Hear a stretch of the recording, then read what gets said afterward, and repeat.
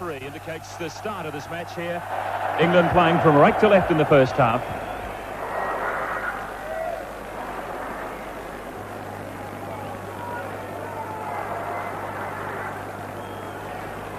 And immediately played a restart from the 22. And an Italian player, head of the ball. The Italians just a little too impetuous. Really fired up and keen to get into this match, but they have presented the Englishmen with a very good attacking opportunity in the first 60 minutes of the match. The Italian pack, 22 kilograms heavier than the English team, so they have an advantage of nearly 3 kilograms per man. But just how good is their technique?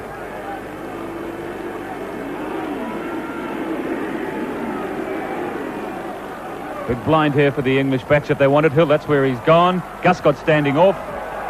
No way through there for Richard Hill. Peter Winterbottom carries it on.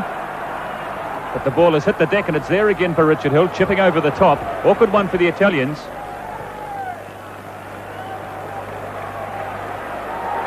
Jonathan Webb keeps the ball in play just inside the Italian half. But I think there might have been a late tackle on Jonathan Webb.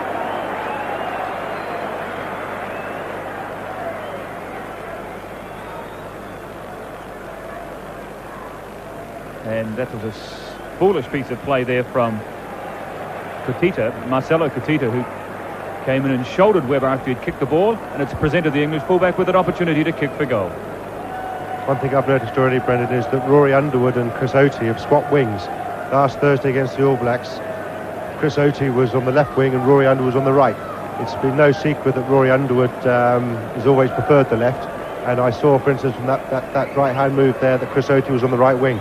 So I don't know whether Rory Underwood's pulling rank or whether they're going to move more to the left than they are to the right, but it's interesting to see that they've changed.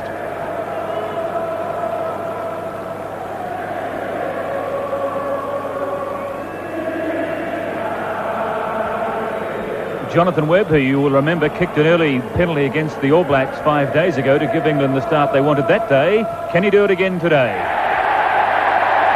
And the roar from the big crowd behind the stand at the far end tells you that Jonathan Webb has landed his first penalty goal, and after just 3 minutes of play, England ahead by 3 points to nil. Exactly the same as on Thursday. England were ahead after a couple of minutes.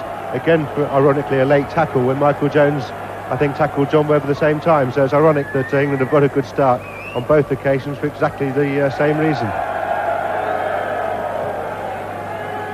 Dominguez restarts play for Italy. Kicks to his opposite number, Rob Andrew, 15 metres from his own line. Rob Andrew, who seems to be one kicker here at this World Cup that genuinely seems to enjoy particularly punting this plastic ball.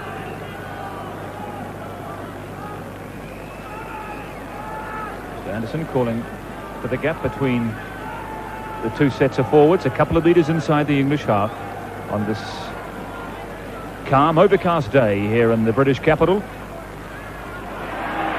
Taken in the middle of the line out by Mike Teague for England.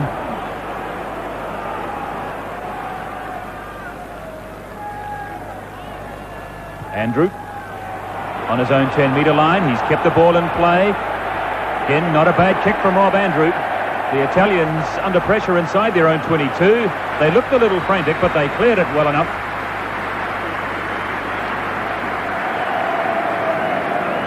But in fact, Brian Anderson has awarded a penalty to Italy for a late tackle. And the English prop forward, Jason Leonard, had been penalised there for that unnecessary shove on the Italian fullback. After, in fact, he kicked for touch. So a late penalty apiece. And the Englishmen still ahead by 3 points to nil.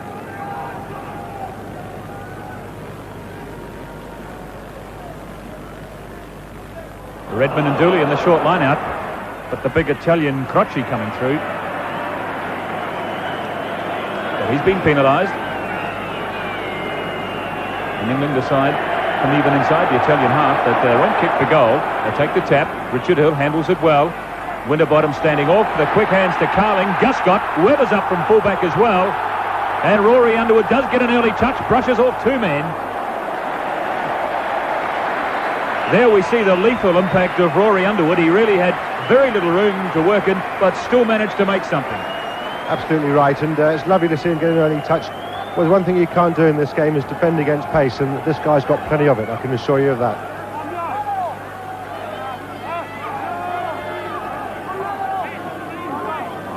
Mike Teague, in the middle of the English line-out, marking Roberto Cabarro is thrown short. Not sure whether that necessarily travelled 5 metres. The English forwards start to roll, but the Italians manage to recover the ball. And just Gappo manages to get his kick, but it hasn't found touch. And the ball went forward. And coming off an English hand, it's the Italians that receive the loose head. Meanwhile, there's been a knock to Mike Teague. In fact, it looks like it's his left shoulder that is causing him some concern, judging by the painful look on his face.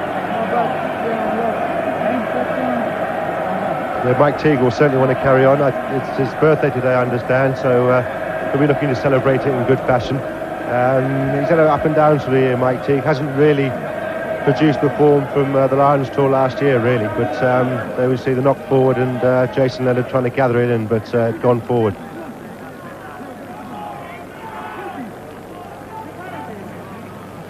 Some concern here for Mike Teague. The English loose forward is Brian Anderson, the referee. 32 years of age today. The man from Gloucester, Mike Teague.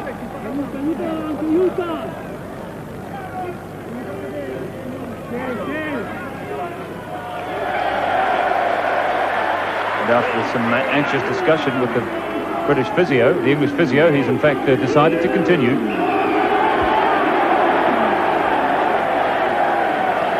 Not straight, says Brian Anderson. England received the free kick on the Italian 22.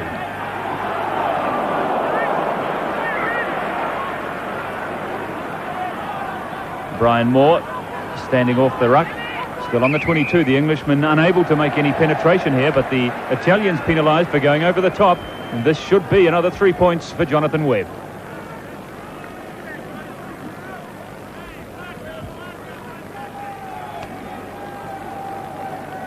Well, Cowling indicating to Webb he indeed wants him to kick the goal. Ivan Francescato, this elusive little Italian halfback who scored that stunning try against the United States with the Georgie best looks.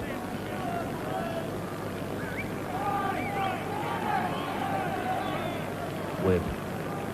3 penalties against the All Blacks in the opening match for England, 1 so far today.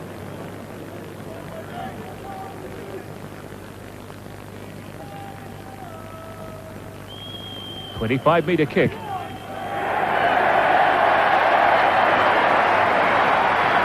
Two out of 2 for the English surgeon and fullback Jonathan Webb, and the home team ahead by 6 points to 0, and we've had 7 minutes of play. Ideal start for England, really. They've kept Italy pinned right back in their own half, and it's just the start they wanted, as I say.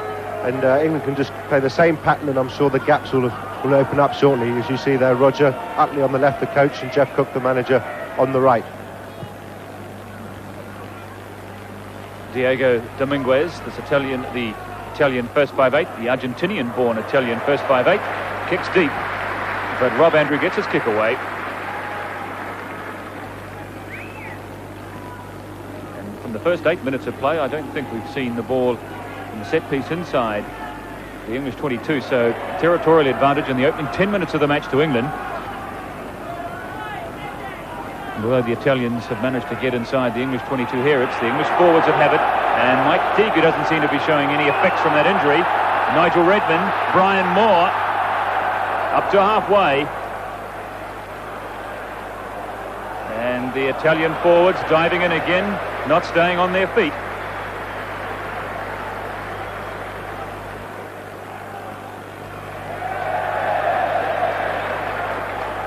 Retiring 10 metres quick enough, and so the Englishmen benefit from that. Still not interested in kicking for goal from inside the 10-metre line. They want to move it, showing a lot more willingness to move the ball today. Webb again to Rory Underwood.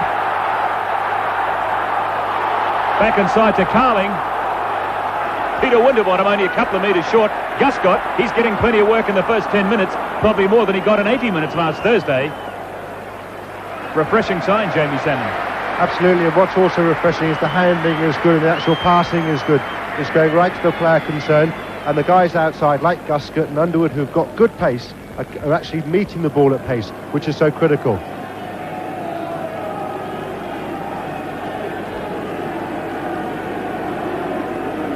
Well, there's lots of options on here for the English backs with a blind of about 25 metres. And look, there's no one home. Rory Underwood.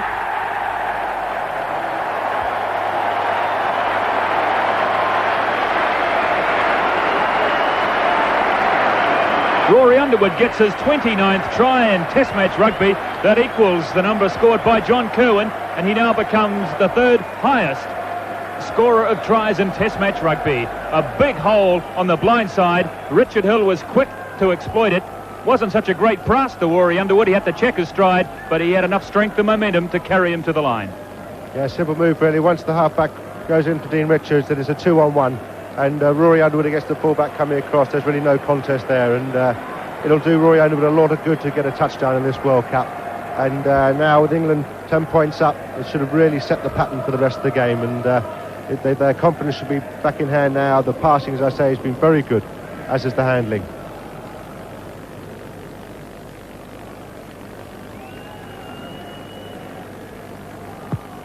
Webb with his third shot at goal this afternoon. A super start by the English fullback, super start by the English team. They lead by 12 points to 0. The fans love it, and we've only had 12 minutes of play.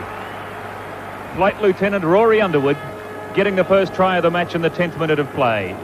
Richard Hill setting it up for Underwood. One-on-one contest there, and as Jamie Salmon said, really no contest at all from just 10 metres from the line when Underwood got the ball. The Italians, for a change, kick short, but the ball has gone loose, but I think it may have been knocked forward there by an Englishman. Peter Winterbottom quick to pick up the loose ball, but it had come off with one of his teammates' arms, and so the Italians on the set piece inside the English half.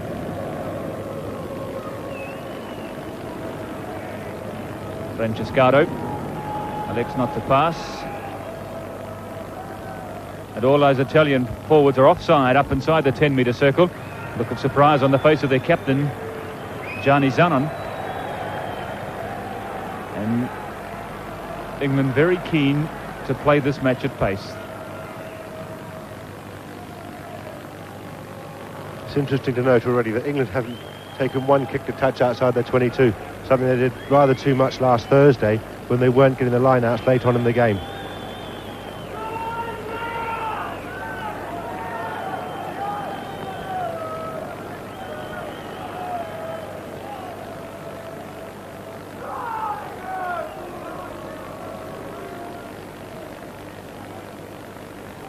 Controlled at the back by Dean Richards. And trouble again for the Italian fullback, Luigi Troiani. He had about 3 Englishmen arriving at him the moment the ball did, and he probably did reasonably well considering the odds were very much against him there. Great kick by Richard Hill, absolutely precise kick, and Ochieng Carling hit the fullback straight away. So England again where they've been for most of the first 15 minutes of this match, inside the Italian half. They lead by 12 points to 0.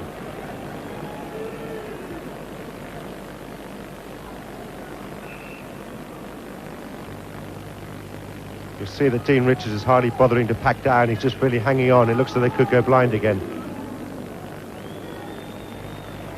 No, he's flipped a back pass to Mike Teague, who's come off the side of the scrum after the ball had been hooked. The Italians again penalised.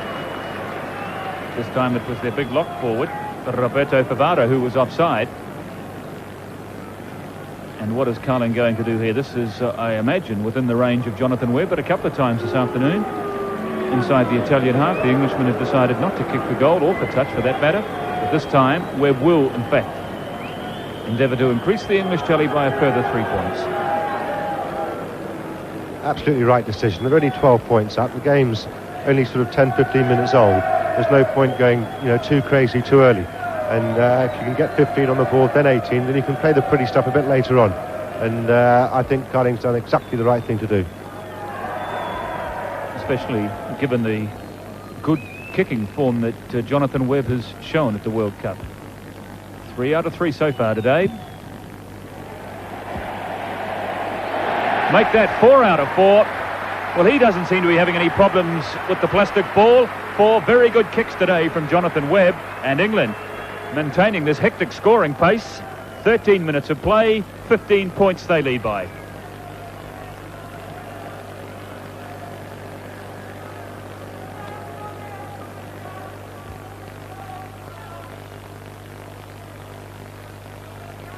This is just the start that the Englishman wanted.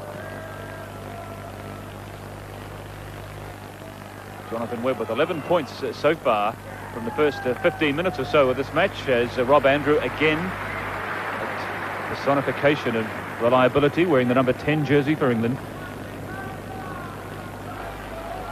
making his touch midway 22 and halfway. Italians trying to vary their line-out tactics, but it doesn't work. Peter Winterbottom takes it to Guscott, who took the pass well, looking for some support, finds it in the form of Winterbottom again, who rolls over it, and the Italian forwards killing the ball.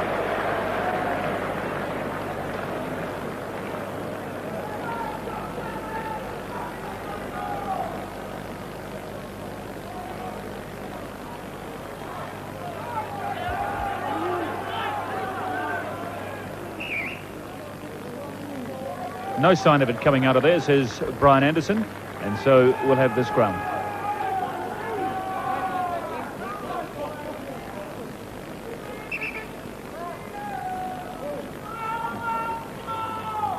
And one of the Italians, I think, has suffered a knock, and so a chance for the English forwards to have a spell. This match has been played at a pretty hectic pace, the Englishmen showing a willingness on every opportunity to run the ball.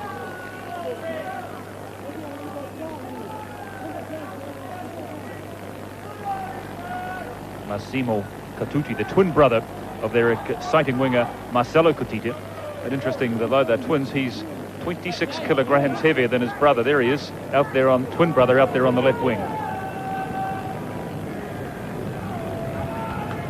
Both of them who've spent much of their life in South Africa, where they learnt their rugby, born in Italy, and their parents immigrated to Durban when they were just a couple of years old, where they spent the best part of the next 20 years, but have been back in Italy for the last 6 or 7 years. And Marcelo Catucci, one of the stars, in fact, of the 1987 World Cup in New Zealand.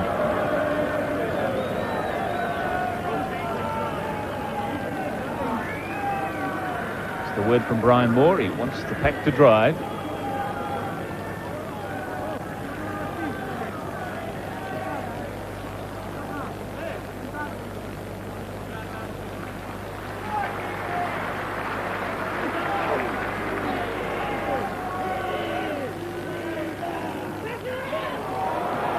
Off the back comes Mike Teague, steps out of one tackle. Takes play up over the advantage line, but now can they win it for the English backs? It's coming back there on the English side, right on halfway for Richard Hill. Standing off was Dean Richards. Long, sure pass. Andrews, Carling, Webb, Guscott. Guscott slips out of one tackle. Winterbottom trying to find Carling, who was looming up there on the right wing, but he couldn't free his pass to his captain. It's again controlled by the English forwards. Mike Teague having a very good game in the number 6 jersey for England today. Again, tidying up the loose ball.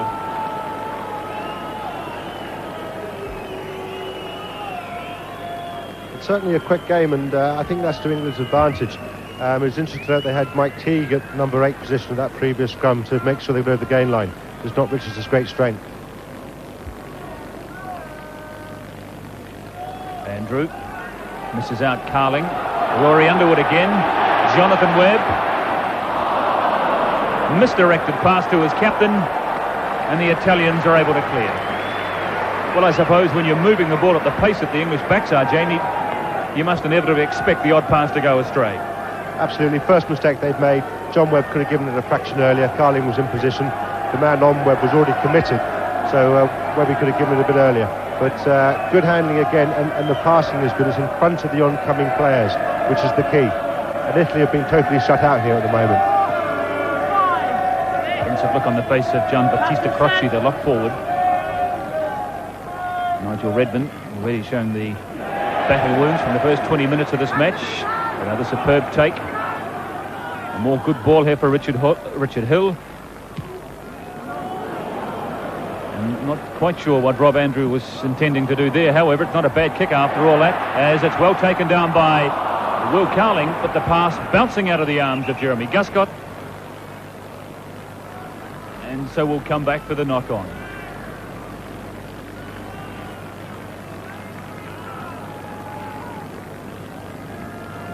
He hasn't really fired yet, Chris Oatey, since he came back from a major injury last year with Achilles tendon. I don't know why it is. He's lost a yard of pace, that's for sure. But he needs a real confidence boost, he does. It was also interesting at the previous lineup, Paul Ackford's jumping in the middle for England, where Wade Dooley normally does. It's not a big blow with Dooley being out, because Ackford jumps for his club. Harlequin's in the middle of the line out, so it's not exactly a foreign position to him. So one of the Italian forwards requiring some stitching to a cut, being inspected by the match doctor. Meanwhile, the scrum goes down. The Italians playing with 14 men at the moment, but they receive a free kick for an incorrect feed there by the English halfback. A chance for the Italian backs to move the ball. Francesco across to Vicari on the right wing. Not a bad kick from Paul Vicari. Webb had to wait underneath it, took it well, didn't flinch. Paulo Vicari, there he is, the man with the curly hair, who in fact was chosen as a fullback, playing on the right wing today, which probably explained why that kick was such a well-judged one. But first real time that Jonathan Webb has been tested at fullback for England today in defence, and he took it well.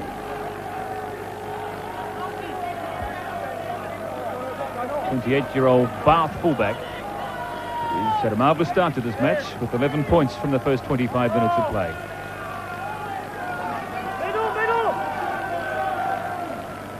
Massimo Petito at the front of the line out there for Italy. And tidy ball this time for Richard Hill. Now the English forwards managed to tidy it up. And Andrew again, seeing those Italian backs up very flat, decides to kick deep. But this time he's given Troiani, the Italian fullback, a little more time, but Troiani seemed to be caught in two minds there, and by that time the English loose forwards had arrived there. And the inexperience of Troiani there at this level of rugby evident there.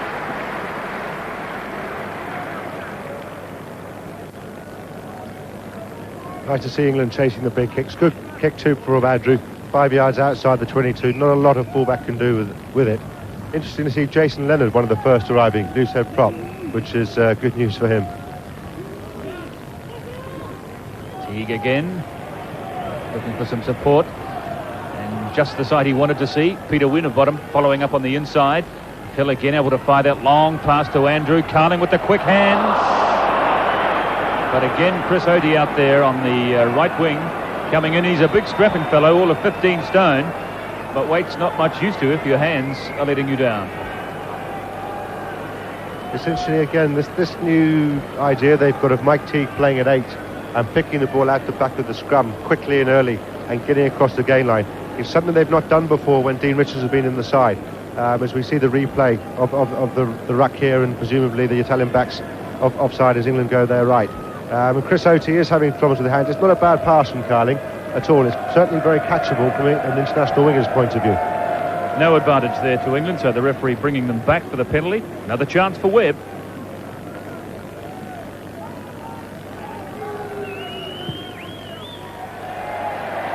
Five out of 5 so far today for Jonathan Webb, and England increase their lead to 18 points to 0.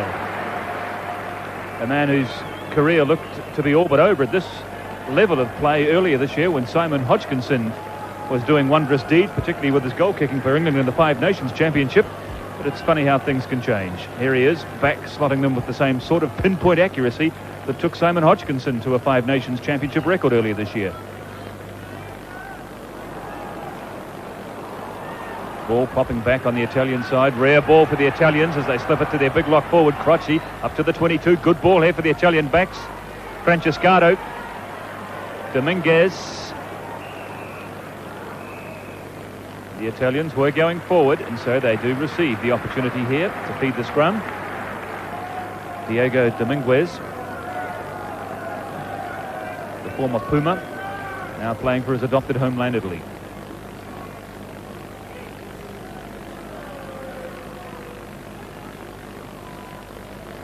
Not much room there for the Italians, but they managed to make 5 or 10 metres up over the advantage line, and they win another scrum.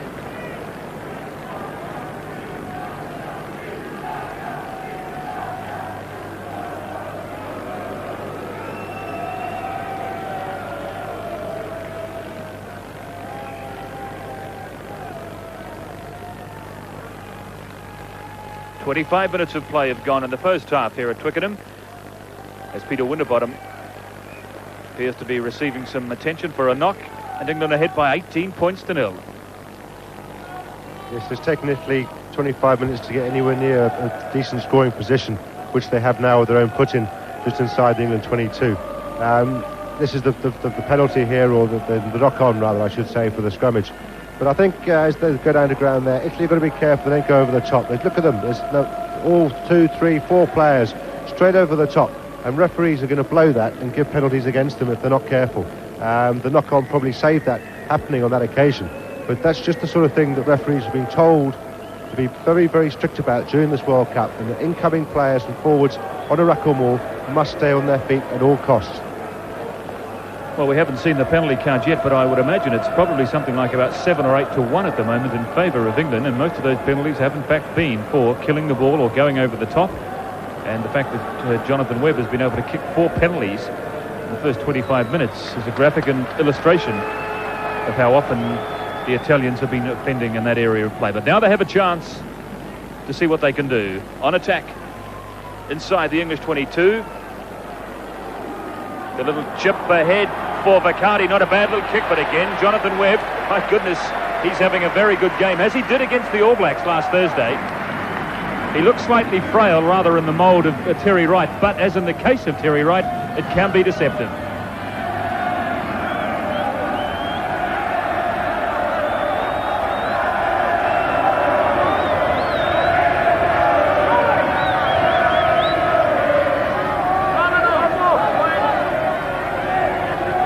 Redmond and Paul Ackford swap positions.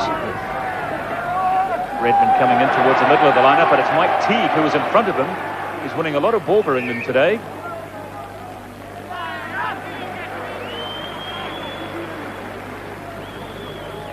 So this is John Webb, who was talking about playing fullback the other day, talking about having good and bad days, and it's just like being a surgeon. Well, I hate to be the patient if that's the case. Yes, Jonathan Webb in fact is a surgeon.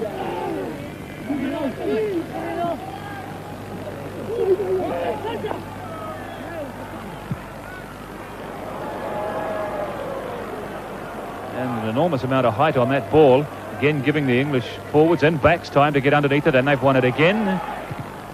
It's been charged down, a chance here for the Italians.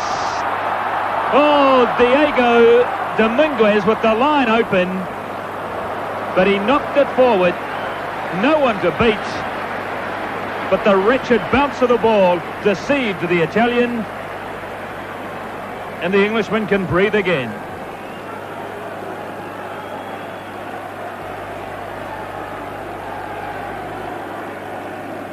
Bad luck for Dominguez. The ball was bouncing high enough for him to probably do the right thing there and attempt to pick it up. It was bouncing a little too high for him to realistically try and tow it ahead. But just as he went to pick it up, the bounce eluded him.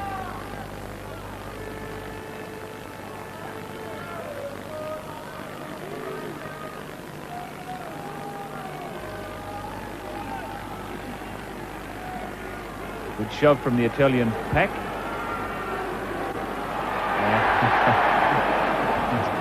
The Italians have been penalised, a little halfback, for picking the ball out of the scrum. He was keen, he could see the line and the ball all within a metre.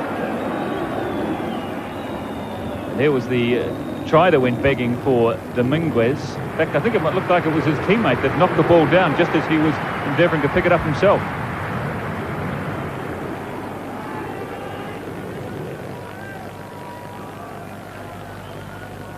So from the penalty, Rob Andrew was found touched 10 metres inside the Italian half as Crocci wins line-out ball for the Italians. Francescato gets his pass away.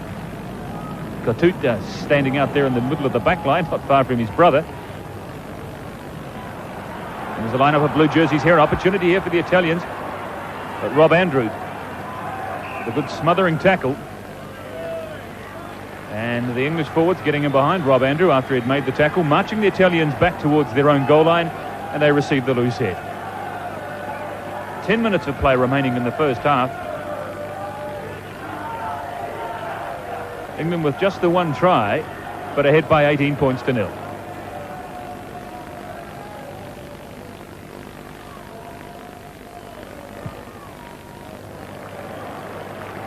Andrew again getting plenty of depth from that kick inside his own 22.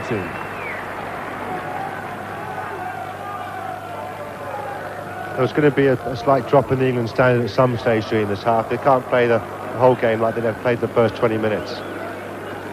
Italians encouraged by the last couple of lineouts off their own throws, which they've won with the short lineouts.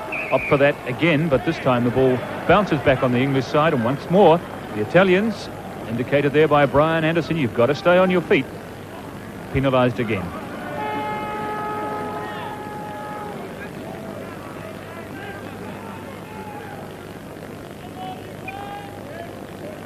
They're locked forward. Crocci has suffered a blow. Yeah, the full force of Jeff Probyn on his right knee, and Jeff Probyn, once he gets settled, doesn't move from anything. There he is, one of seem to be an increasingly large number of players in international rugby, especially here at the World Cup. They don't have much hair on their head. Must be 6 or 7 players playing in this World Cup who you'd have to describe virtually as bald, and Crocci is one of them.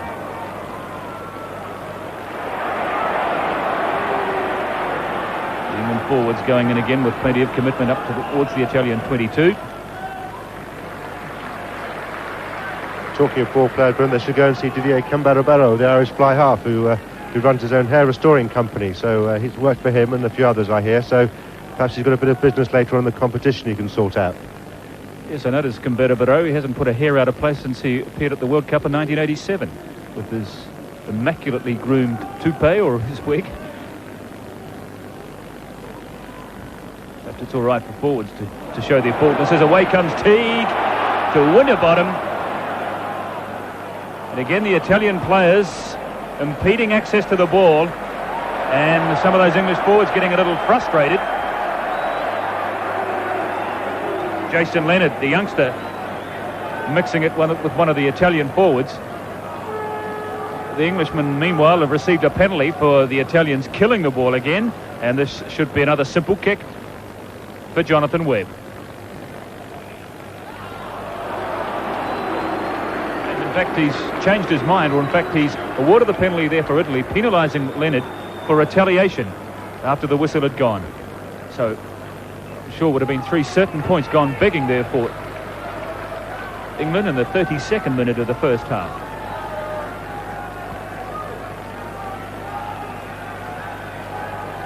Now it's England's turn to revert to the shortened line-out.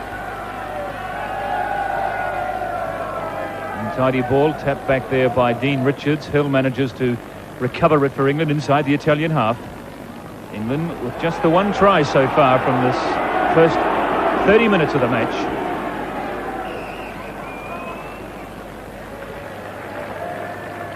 This time Brian Anderson has penalised the Italians for collapsing the maul.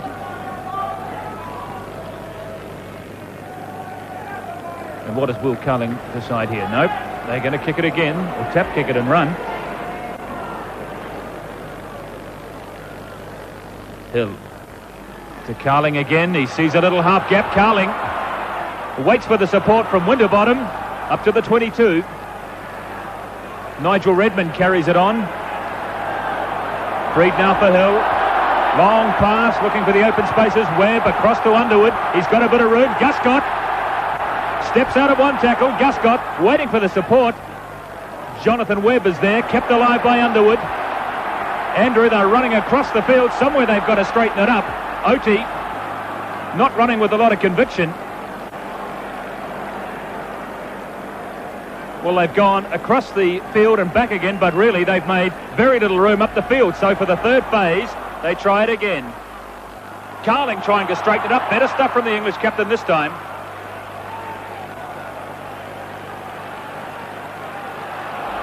And once again, those Italian forwards have been penalised. This time it was their hooker, Giancarlo Pavetta, killing the ball. A lot of energy wasted there by the English backs. The England forwards are going to get enormously frustrated with their Italian counterparts if they carry on doing this. There comes a stage where you say enough is enough, because they're killing an awful lot of the ball. And it was good continuity play by England there. They kept the ball in hand. And here we see now they're again declining the penalty. Or the kick a goal, should I say.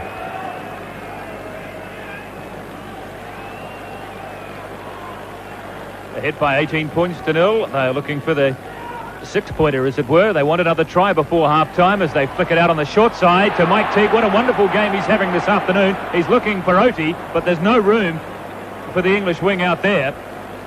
The ball has gone forward. This time the Englishmen have been penalised for killing the ball. Going over the top. You would have thought the English team knew it was going to go blind to Mike Teague, and yet he lacked for support out there, which is criminal, really. Well, the only man that he had near him was Oti, who was behind him, virtually standing on the touchline.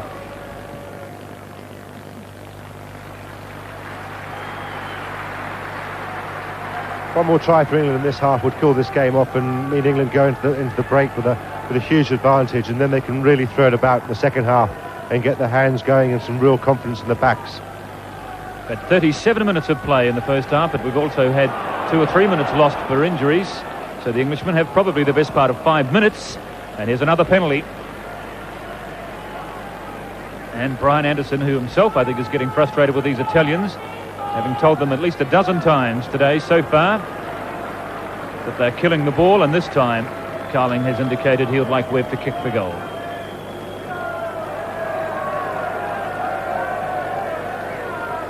As you say, it'd be very interesting to see what the penalty count is. I mean, Italy to a certain degree have caused their own downfall. I mean, the penalties they're given right, and poor old Brian Anderson.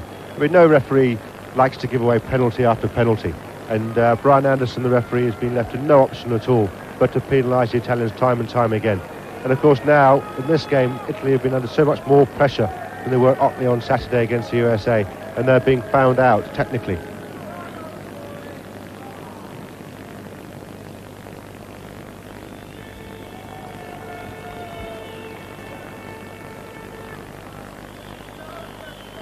Webb hasn't missed one today. He has now. Score remains at 18 points to 0. Well, if he'd probably taken every opportunity that he's had to kick the goal today, Jonathan Webb, he might well be up near his compatriot Simon Hodgkinson's world record of 7 penalties in a match. From the restart, Rob Andrew puts it back to his fullback, Webb. Doing it well. Pushing it back to Dean Richards, carried on by Jason Leonard up to the 22.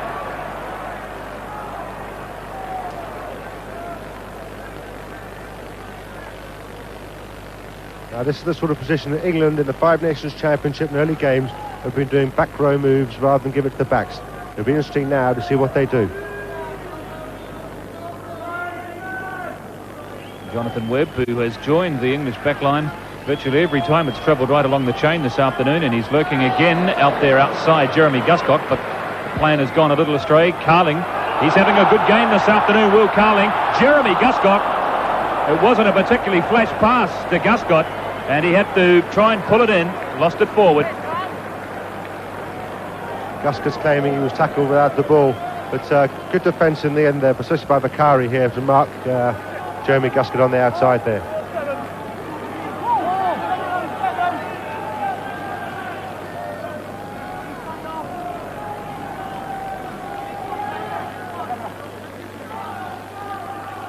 England, less than 20 metres from the Italian line. That's timely possession won by the Italians, but they haven't really achieved much with it. England, again, with their own throw.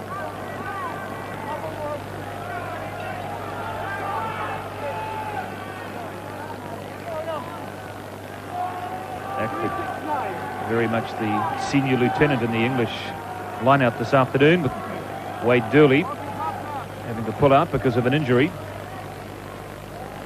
It's gone deep, but it's been won by the Italians.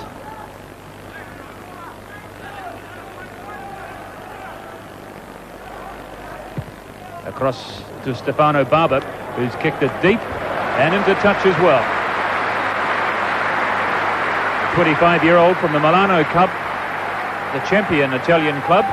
In fact, he's got 5 of his teammates from Milano in the side this afternoon. Stefano Barber playing it inside centre.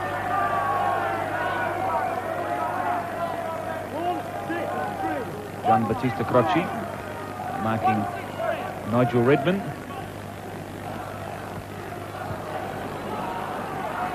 Francescato. He was able to punch a few holes from running around in front of the line out against the Americans earlier in the week, but not today. England take the quick throw in. Carling again. He's carving up the Italian midfield this afternoon. Guscott, he's away.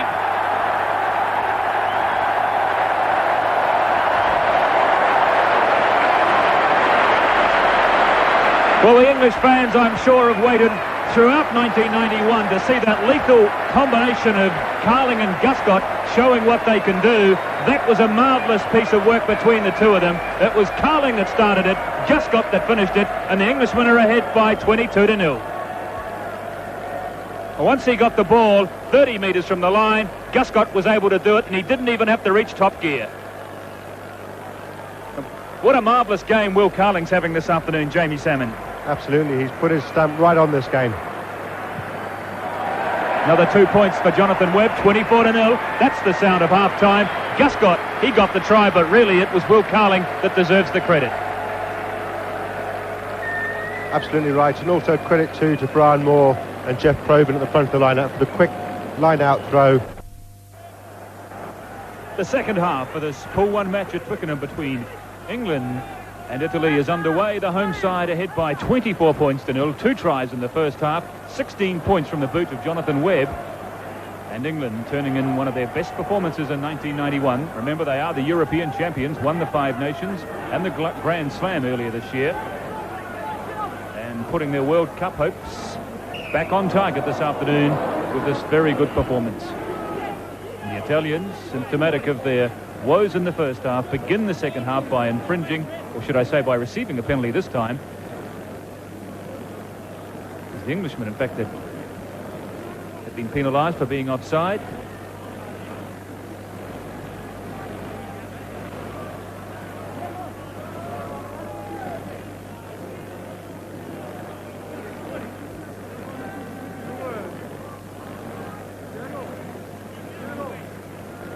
So we start the second spell with an injury to one of the Italian players. He doesn't look too well.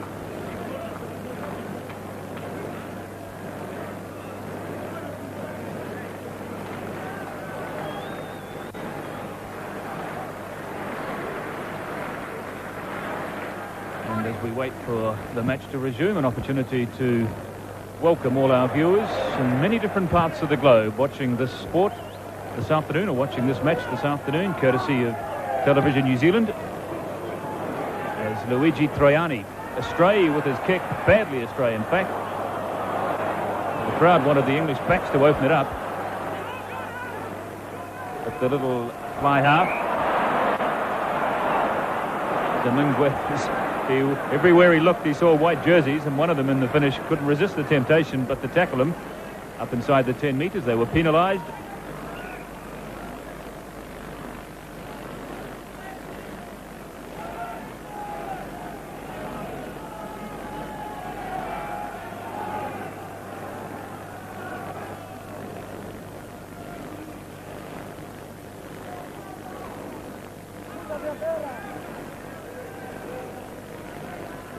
And a very powerful statement on the way this match has gone. England with virtually 80% of the possession in the first half.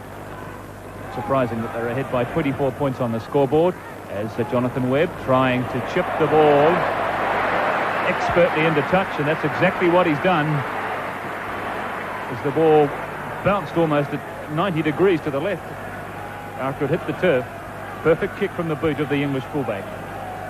And again, an Italian player is down. I think it might be the fullback.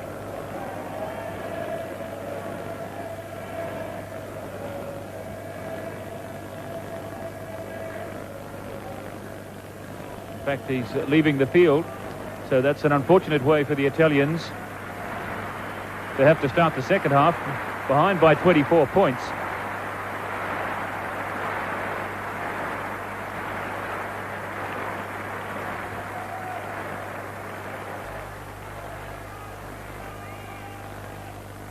So just for the moment, the Italians a man short. Nigel Redmond, front of the line-out. Paul Ackford in the middle. And behind him, Mike Teague. And it's Ackford and Teague again who combine. And barging in the line-out, says Brian Anderson. Penalty to the Italians.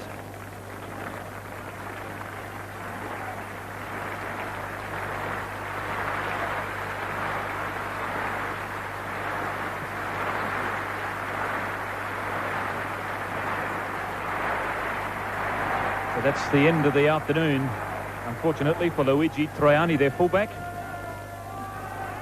Suffered a knock in the first couple of minutes of the second spell. Injury obviously didn't get any better, and so he's left the field. Carling. Nice pass. Teague really is having a very strong game. Pass has gone astray, knocked down by Guscott.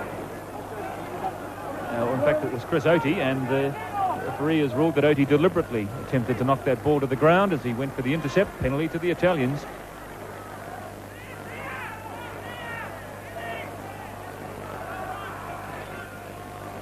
Brian Moore rucking furiously, and interestingly that Brian Anderson in fact showed some charity towards the Italians. He was waiting to see if the ball in fact did come back. It didn't, and so he penalised them for killing the ball again. Winterbottom. Carling again. He's everywhere this afternoon, Will Carling.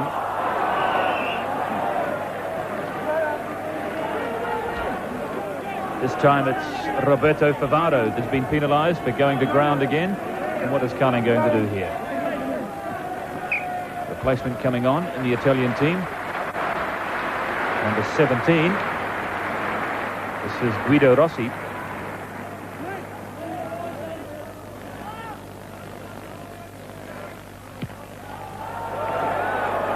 From the boot of Rob Andrew, coming down 10 metres short of the line. Obstruction by one of those Italian forwards results in another penalty to England. Well, they probably could be up around about 35 points ahead in this match if they'd taken all their penalty opportunities and kicked the goal. But to their credit, they are endeavouring to run it virtually at every opportunity now, and they are getting a feast of penalties. Carling again. Can't stay out of the action this afternoon. The charge from Jeff Probyn. This time it's the prop forward, Propezzi Curti, that's killed the ball. And it's almost becoming a little bit farcical here with these Italian forwards who just don't seem to want to learn. No, absolutely right. I mean, you would have thought they'd learnt after 20 minutes of this match, and still to find them after half-time doing exactly the same things that Brian Anderson has penalised them for them all game, and repeatedly so, is quite suicidal. Whether he can speak Italian or not, he can show them exactly what they're doing. And you'll see Jeff Probyn goes down here and he's tackled, and straight away the Italian makes no effort to get back on side, and indeed the other Italian comes straight in on the wrong side of the ball, and there's no way you can get away with that, and it's a penalty quite clearly. And this is Jeff Probyn still down injured, and he certainly is a key man for England with his scrummaging ability at tight head prop. It looks like his bad knee too, and it's not been in the best of shape, that knee, for a couple of years. The 35-year-old tight head prop in the English pack. He's the the oldest member of the English team.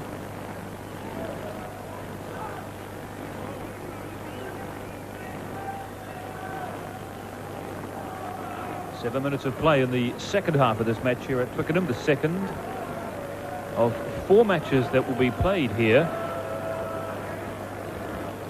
If Paul Rendell, who you see there, comes on, he'll be the oldest. He's 37 now, Paul Rendell. We've got a few golden oldies in our squad at the moment, and I don't think Jeff Probyn want to come on and give Paul Rendell a run. Actually, they're good muckers and good mates, but Jeff Probyn will get a lot of reminders if he gives Paul Rendell another cap at his age. And what's the verdict on Probyn? He doesn't look too healthy, and he's trudging off towards the touchline, and so Jeff Probyn looks as if he's going to leave the field, and there's a big roar comes up for Paul Rendell, this 37-year-old. It's gracious, Jamie, there's hope, I think, for guys like you and I still. 37 years of age and about to play in a World Cup fixture here at the headquarters at Twickenham. Big moment for Paul Rendell.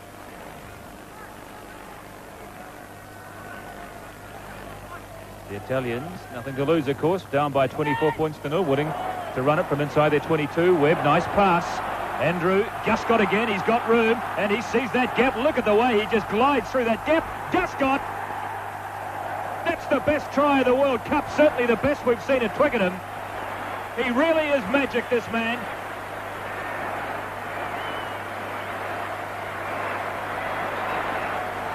The epitome of grace and elegance, set up from a lovely pass from Rob Andrew. He saw the half gap and he was gone. Too much skill, too much speed, and too much grace for the Italians.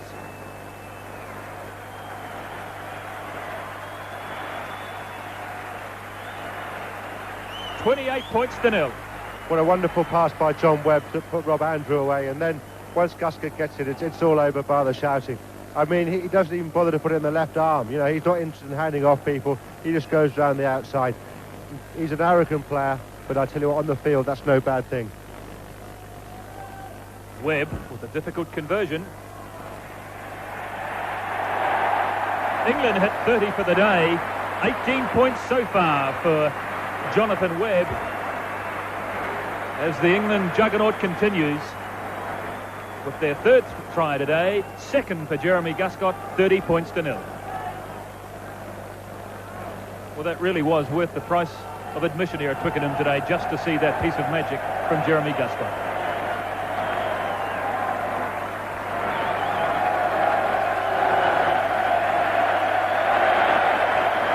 And the big cheer going up for Paul Rendell, who at last is allowed on the field.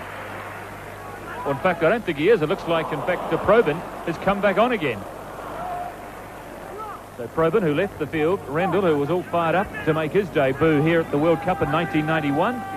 But Probyn decides he's fine and he's taken his place again in the English front row. Paul Rendell will not like taking his tracksuit off at his age and having to put it back on again. He will not be a happy man at all. But it's dangerous policy. I think if you're crook, I think you should go off and stay off.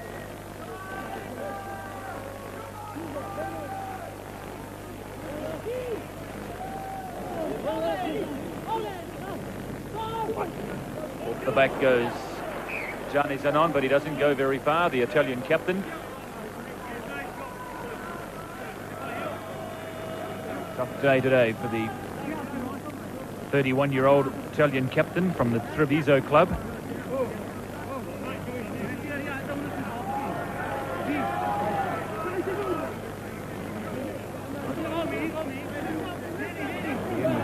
Physio was on the field. I think it might have been Probyn that was needing a little bit of attention again, but play has continued.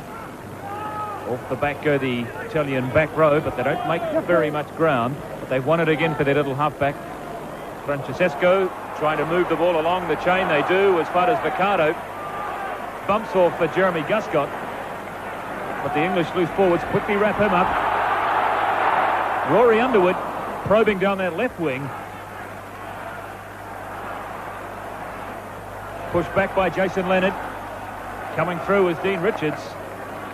Redmond, Peter Winterbottom. And that's a dangerous tackle on Robert Andrew.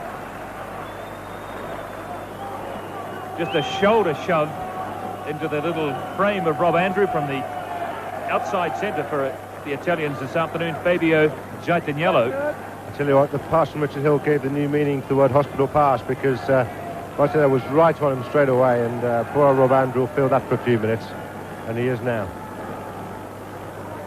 It's quite interesting going back to Jeremy Guscott. He's already announced that he will not play any domestic rugby after the Rugby World Cup. As Paul Rendell, we see now, finally does come on the field. Guscott has decided that he wants a complete rest from the game following the World Cup, and will not play Five Nations rugby, any club rugby, anything like that.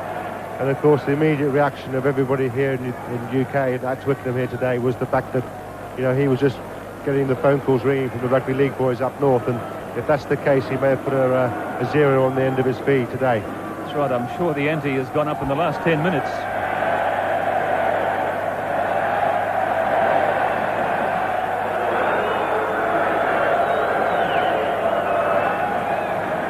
See again. Glorious pass by John Webb. This beautiful movement which finished with the try from Jeremy Guscott. They didn't even manage to get a hand on him, as he just glides around Gaetaniello and in a couple of metres from the corner flag. Well, if they do have a top try contest here at the World Cup, I wouldn't think we'd see many individual tries better than that.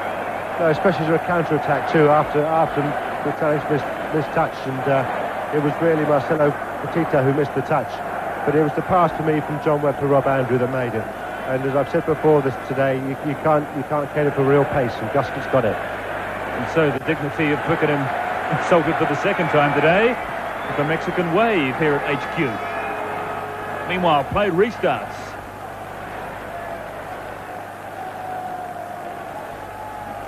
From the penalty, the up and under, but the ball knocked forward. Coming off an Italian arm. It's the fantastic view you get from the back row of the new stand here at Twickenham.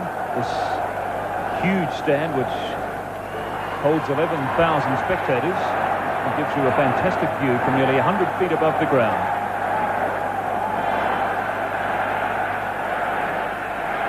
Teague again, charging into the Italian inside backs.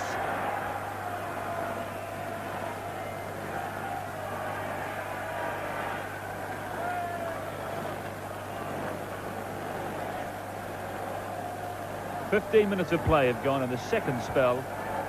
England and adding to their half-time score with a converted try, lead by 30 points to 0.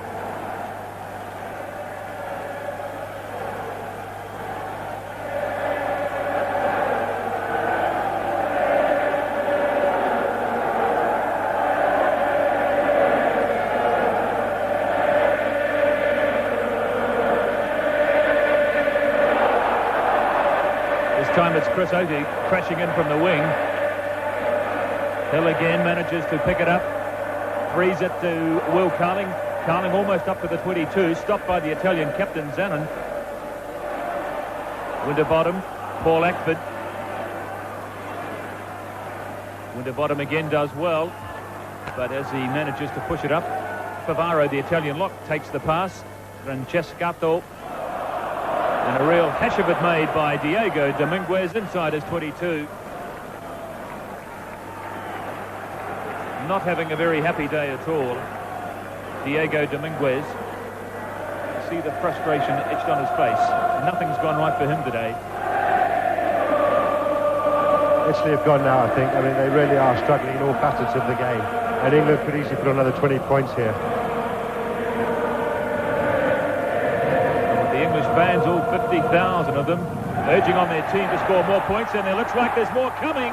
Richard Hill, he had Guscott outside of him. Why he didn't pass, we'll never know. Chris Oatey, in fact, it was outside of him. A gift try there, gone begging. Absolutely right. I mean, he should have given the ball. They've done the hard work. They crossed the gain line. And Chris Oatey, I think, a man who really needs the confidence too.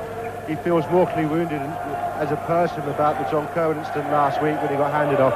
And as you see, a good little intricate move here by the England guys, and you'll see Oatey right outside, and nobody's going to stop Oatey. Oatey's actually, as it happens, tackled after the ball, but he would still have got there, and then England are penalised. But it's that sort of finishing you've got to do to win World Cups.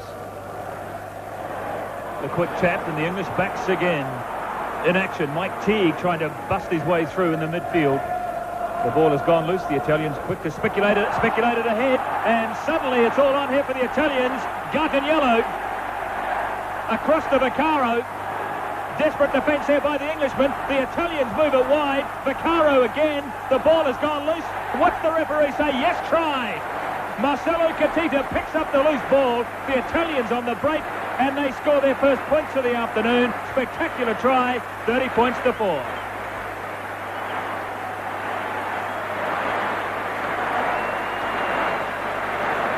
Garganiello, who picked up the loose ball, and the speed of Jeremy Guscott pulled him in, however. It looked as if it was going to die there for the Italians. Somehow they managed to keep the ball going. Vaccaro freed it in the tackle. Then the pass went astray as Dominguez. Desperate attempt, but he didn't roll the ball forward, and good following up there by Catita. Sloppy play by England. I mean, it really was sloppy play. I mean, fortunately, it wasn't a total embarrassment of a complete intercept because Guscott's got the pace to get back. But shows what a predictor I am, having just said the previous scrum England were going to score another 20 points the rest of this half, and Italy were gone. Good on them for coming back and finishing off this try. And it'll give them, obviously, a bit of heart now for the rest of the game. Dominguez adds the 2 extra points. It's 30 points to 6. Well, it was almost what you might call a 12-point try there. England really should have gone in at the other end with Richard Hill and Chris Oatey. But in fact, it's the Italians from the ensuing passage of play that score at the other end. So whereas it could have been 36-0, it in fact is 30-6.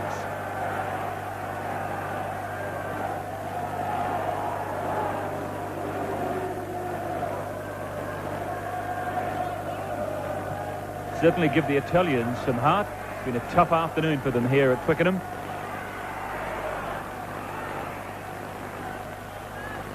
The flag is up. The Italian had stepped into touch on the right wing. England calling for the short line out. Midway through the second spell. 1 try apiece since half-time. Brian Moore looking for Nigel Redman. Manages to get an arm to it. Carling again. Waits for the big lumbering figure of Dean Richards. Familiar sight when the ball goes to ground. Brian Anderson shaking his head in disbelief at the constant willingness of the Italians to offend, killing the ball again. Mike Teague, the rolling maul going for England. Support there given by Peter Winterbottom. He takes it from Teague, trying to smash open the Italian maul across to Rory Underwood. He hasn't seen much of the ball today. Underwood, well taken there by Rob Andrew. Underwood again frees it to Richard Hill, across to Richards as far as Will Carling. The Italians again caught offside. They're inside backs. England again taking the tap kick. Guscott to Jonathan Webb. He's got Oatey outside of him, but he doesn't need him.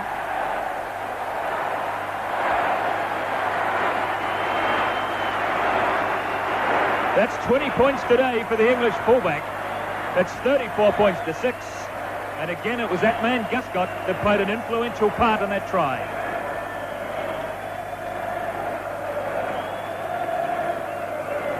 Taking the tap penalty, restarting play very quickly. Redman, Guscott again, slipping the pass to Jonathan Webb. He did have Chris Oatey outside of him, but he broke through the first tackle and made it to the try line himself. Yeah, quick thinking by England again. I mean, they've got to run it. I felt the referee could have played advantage from the previous ruck. But nice to see people like Nigel Redman in there showing good hands, good distribution. Webb's still got Guscott inside and Oatey outside here. And he gets a knee in the kidneys for his troubles as well.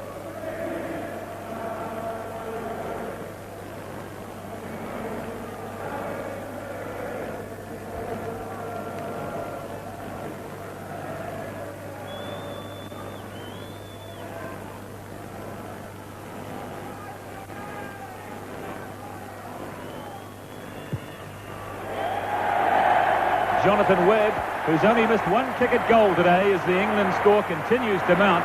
36 points to 6. 2 converted tries since the break.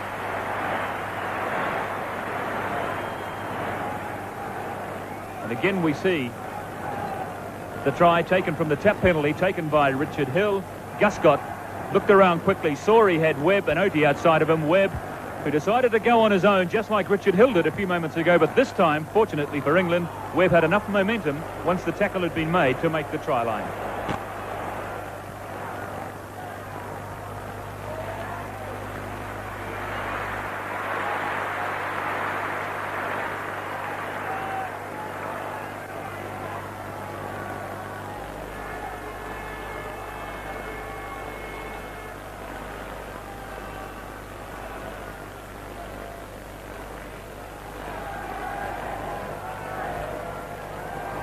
Well, to the credit of the Italians, they certainly have been able to match the Englishmen in this one facet of play, which is no mean feat. There's some very good jumpers, of course, in this English lineup. Okay, they're missing Wade Dooley today, but one felt that given the lack of height of the Italians that they'd get cleaned out here. That hasn't in fact happened.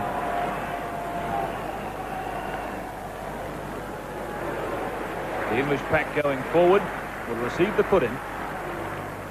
Really has been a very enjoyable afternoon of rugby here at Twickenham. 36 to 6. England ahead. We still have 15 minutes of the match to run.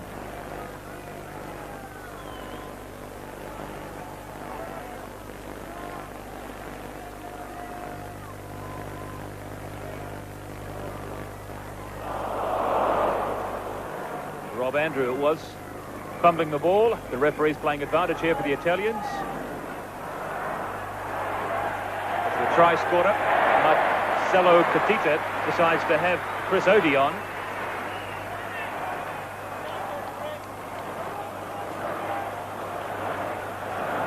I think Peter Winterbottom's had an outstanding game so far for England. His work rate has been unbelievable, and he's picked up his pace. And even as we see here, with Petita having a go on the outside from Oti, and Carling comes in here, the next man in to pick up the ball outside that is Peter Winterbottom, and that's super.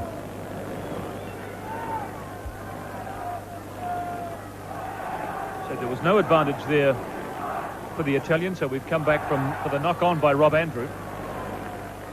As the Italians, again, they've got very good hands, the Italian backline. They know how to move the ball quickly.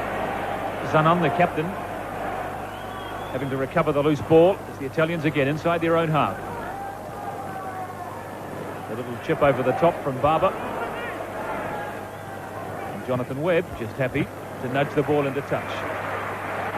But the Italians, as close as they've been to the English goal line at any stage in the second half, apart from when they scored that breakaway try.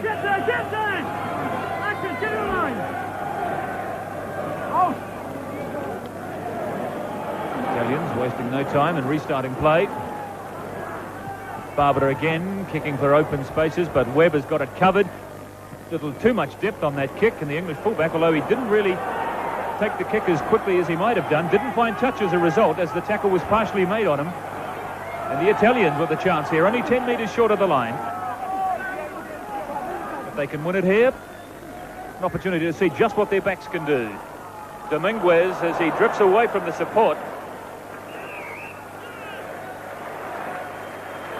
This time Brian Anderson actually counts the number of Italians that have gone over. He gave up after 2 or 3, but they were all in there, diving over the loose ball, and England again. Richard Hill decides to take a break, but Brian Anderson wants play to continue, even though there is a couple of Englishmen down with injuries. Rob Andrew.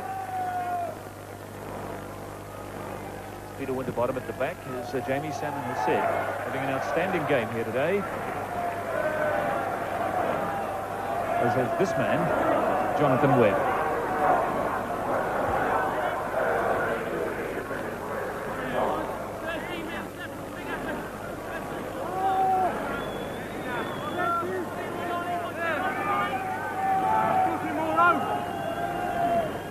Nigel Redman is studying concentration, waiting for the throw of Brian Moore. The Italians penalised in the line-out. Their loose forward at the back there, Roberto Saiti it was, who was penalised, and Italy once again having to trudge back 10 metres. Very interesting indeed to see the penalty count in this match. Rob Andrew keeping the ball in play, coming down inside the English half. And who was it underneath it again? That man Winterbottom. Back to Dean Richards. Richards just smashing his way through some weak Italian tackles. Again, says Brian Anderson. How many times do I have to tell you, he says.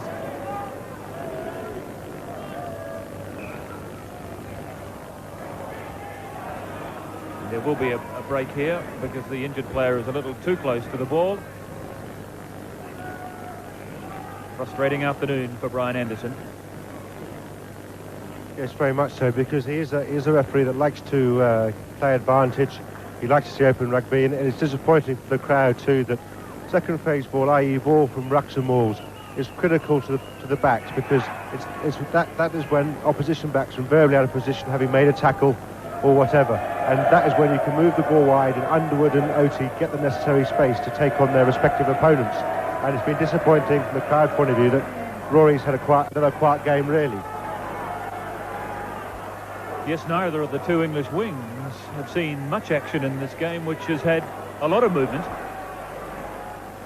And considering the amount of ball that they've got, it's perhaps surprising that Underwood and Oti haven't seen a little more of the action. I don't think it's been for lack of trying, it's just been with the frustration of the Italians, and Jeremy Guscott wants to put a 0 on his figures.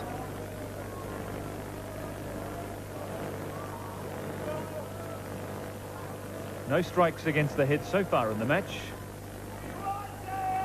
Midway 22 and halfway as off goes Hill and Richards combining. Now Rory Underwood gets a chance, but he really didn't have much opportunity there. The cover defence was on him when he received the ball. Hill again moving it quickly to Mike Teague. He hasn't lost much in comparison with Peter Winterbottom this afternoon either. Lost forward there by the Englishman. The referee playing advantage for Italy is the little halfback Ivan Francescato. From a very narrow angle, gets a good kick away.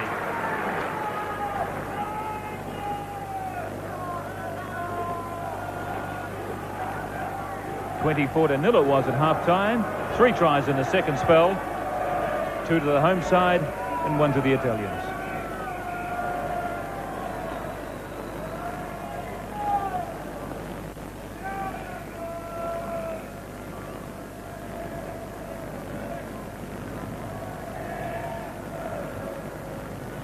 Knock on by one of the Italian players in the line-out, and England received the loose head just inside their own half.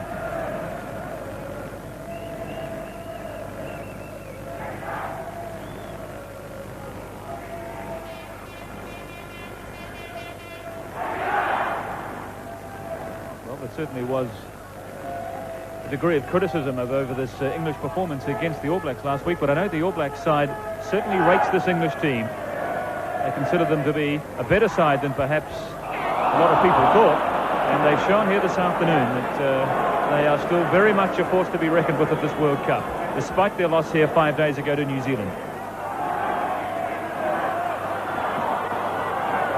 Oti manages to keep the ball from disappearing over the touchline, and now Richard Hill, the entire width of the field to move as Jeremy Guscott again with some room out there. Winterbottom, Carling, he might have to go on his own here. There's not much support for him, but yes, Richards gets there. Hill. Dean Richards just a couple of metres short of the line. In go the English forwards. They must get penalised again. He's got a few tricks for his troubles too, I think. And once again, Richard Hill, quick thinking, taking the tap penalty quickly, trying to catch the Italian defence. Winterbottom again. Free to Carling. Not much of a pass. Guscott manages to free it to Teague. And poor old Chris Oti. He's had 2 or 3 opportunities, potential opportunities out on the right wing in this second spell, but they've all come to naught.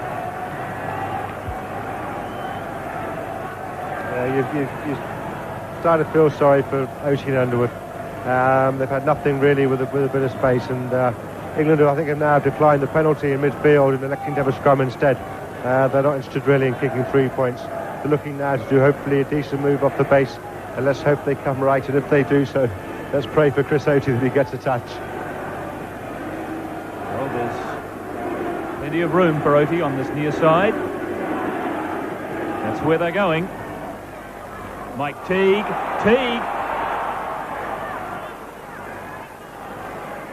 Push back for Richard Hill. He's got Andrew outside of him and Oatey as the penalties continue to flow against the Italians, this time for offside.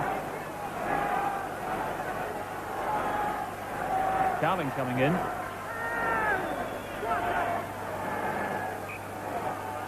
Again, he's called for the scrum.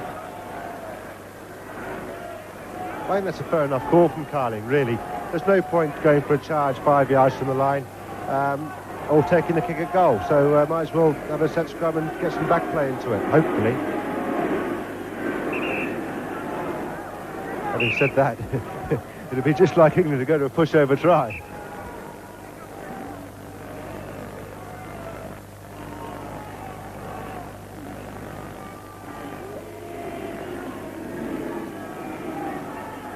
Hill across to Guscott. There were 2 Englishmen on 1 Italian out there, but the pass again was misdirected. Chris Oatey had come around from the right wing. He wants to get amongst the try-scoring action before this match is out. You're had an awfully long way to get there too. That's a poor pass by Guscott, really. I mean, England should have finished things off there because it was an all-in move. The fullback was in, the blindside winger was in, so they should have finished that one off.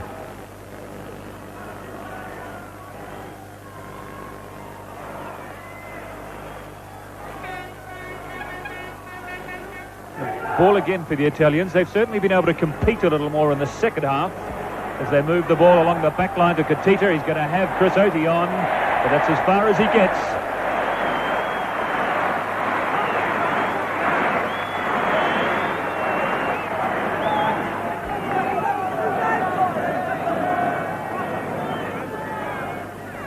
The Italians, to their credit, have stuck to their task admirably this afternoon. I did get the feeling midway through the first spell that the Englishmen could easily win this match by 50 points. They've been able to win just enough ball in the second half to prevent the English floodgates from opening. 2 tries to 1, the home team ahead in the try count of the second spell. They lead 36-6 overall.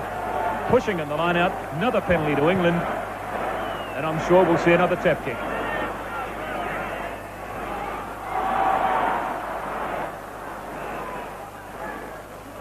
Jason Leonard initially with the charge. Now it's freed for the English backs. Guscott. Rather weak tackle there by number 10, Dominguez, standing a good couple of metres away as he tried to tackle him by the jersey. Carling again, not much room out here for Rory Underwood, but somehow or another Rory Underwood finds his way through 2 or 3 tackles. One of the crowd's favourites here at Twickenham, Rory Underwood.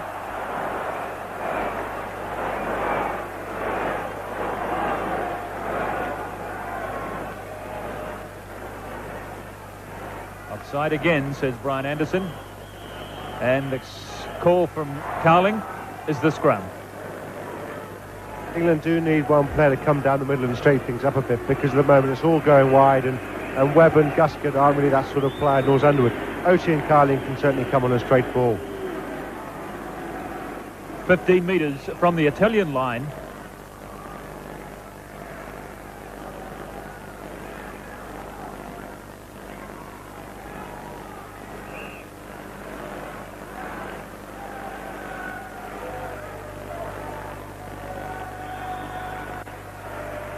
Brian Anderson losing his patience with some of these front row forwards, and in particular the Italian tight head prop who wouldn't get his head in, and so he's been penalised. Free kick to England a couple of metres from the Italian line. Mike Teague holding the ball high, trying to thread. He's at the line.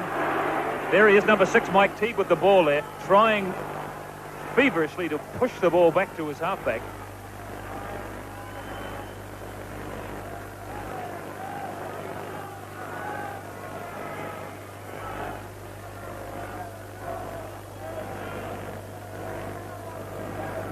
Tells the story of the match. England winning the possession count nearly 3-1. It's been a tiring afternoon, energy-sapping afternoon for the Italian scrum. And how much energy have they got left here? Can they keep the English pack out? That's not a bad scrum from the Italians. The Englishmen, in fact, going backwards. But they do have possession at the line from the ball. England at the line. All 16 forwards over the line and on the ground. He couldn't award a try there. Scrum 5, says Mr. Anderson. 37 minutes have gone in the second half. Add a couple of minutes on for the injury breaks we've had. Still time for England to post more points. 4 tries today from the European champions, looking for number 5.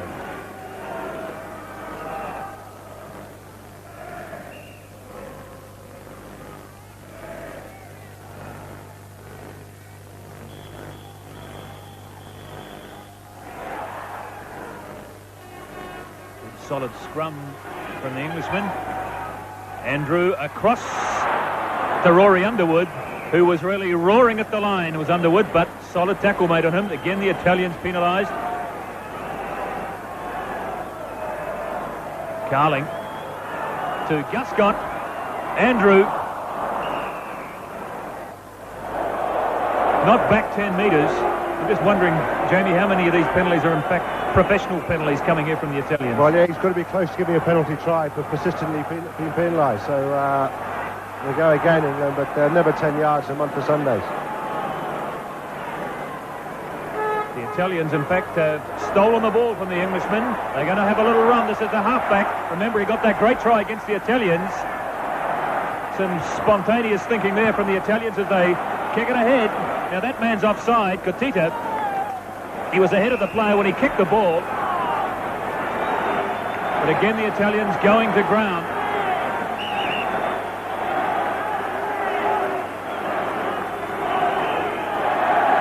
And frustration starting to surface in the Italian team, chipping the referee.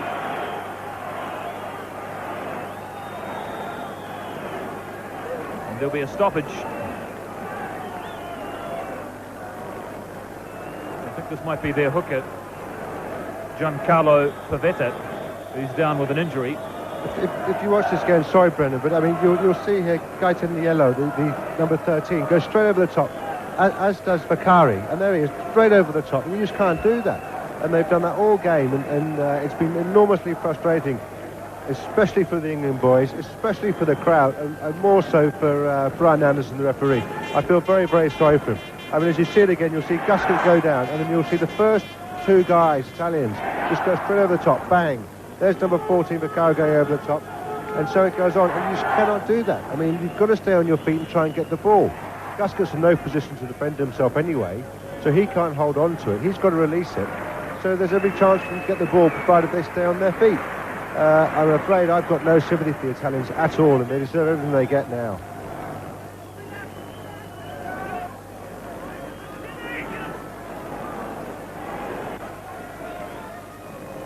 Richards. Brian Moore manages to free it as Carling decides he won't free it. Not enough room out there on the right. But the ball, in fact, travels into touch on the full.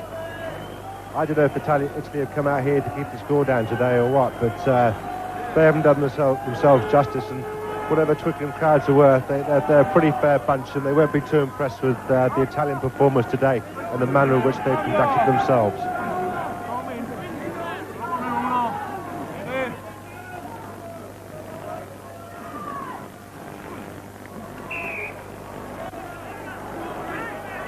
Coming through the line out, England this time penalised. And a halfback, Francescado, on the halfway line. Dominguez will kick for touch.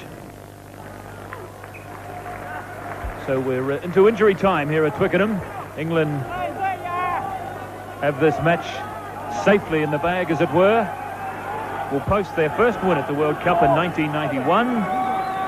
And have taken an important step towards qualifying for the next round. Of course, they will need to beat the United States here in a few days' time to ensure that they go through. New Zealand already have qualified for the quarterfinals with their second win today. Chris Oatey following up But Kutita, he's one of the few genuine world-class players in this Italian team. There we saw a little bit of his class as he managed to elude the English defence with very little room to work. Now the Italian backs. Gaitan yellow. Losing the ball forward on the 22. The referee playing advantage here to England.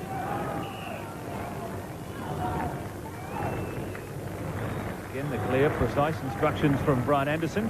The scrum will take place in field on the 22.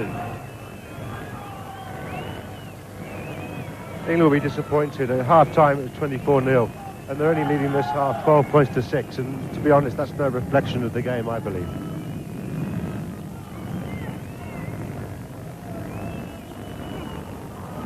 Andrew manages to offload the ball to eventually to Jonathan Webb, carried on by Peter Winterbottom up over the 10-metre line. Brian Anderson looks at his whistle and at his watch, I might add as well, and that in fact is a full time here at Twickenham. So England, despite having much the better of this match, were able to only post the 4 tries, 2 in the first half, 2 in the second. This man got half of them. One we'll never forget. The other he finished off after a very fine break by Will Cowling. And England have got their World Cup hopes nonetheless back on track with a resounding and confidence-boosting 36-6 win.